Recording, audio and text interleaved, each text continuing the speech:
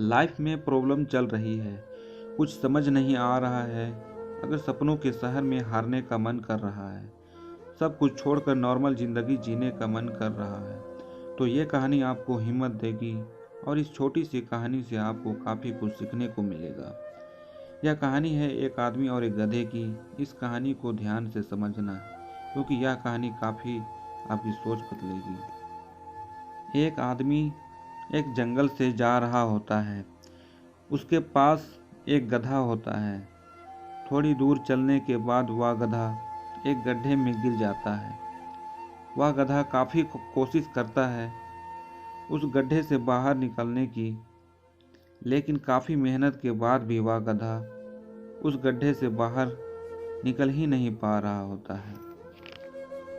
उस आदमी ने भी काफ़ी अलग अलग उपाय सोचे गधे को गड्ढे से बाहर निकालने के लिए, लेकिन वह आदमी हार मानकर यह सोच लेता है कि उसका गधा उस गड्ढे से बाहर नहीं निकल सकता।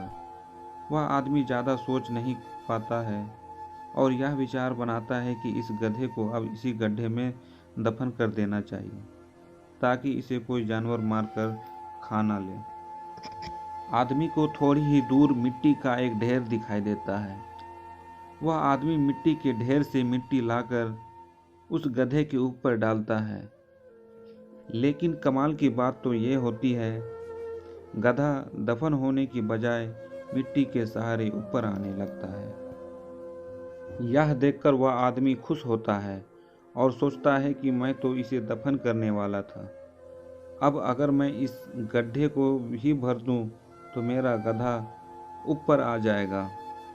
इसी प्रकार वह आदमी उस गड्ढे में मिट्टी डालता है और गधा ऊपर आ जाता है।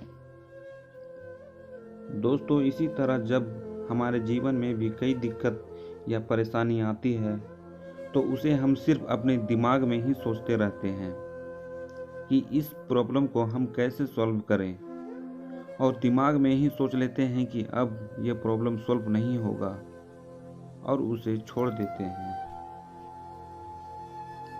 हमें उस प्रॉब्लम के लिए एक्शन लेना होगा, और जब हम उसे एक्चुअल में करने जाएंगे तो हमें और भी सारे आइडियाज़ आने लगेंगे कि कैसे करें, और वह एकदम आसानी से हो जाएगा।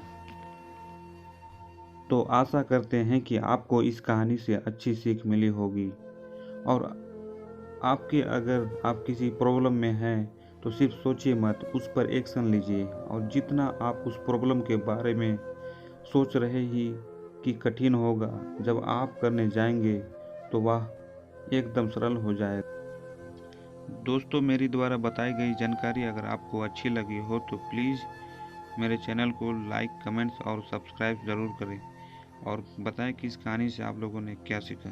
धन्यवाद।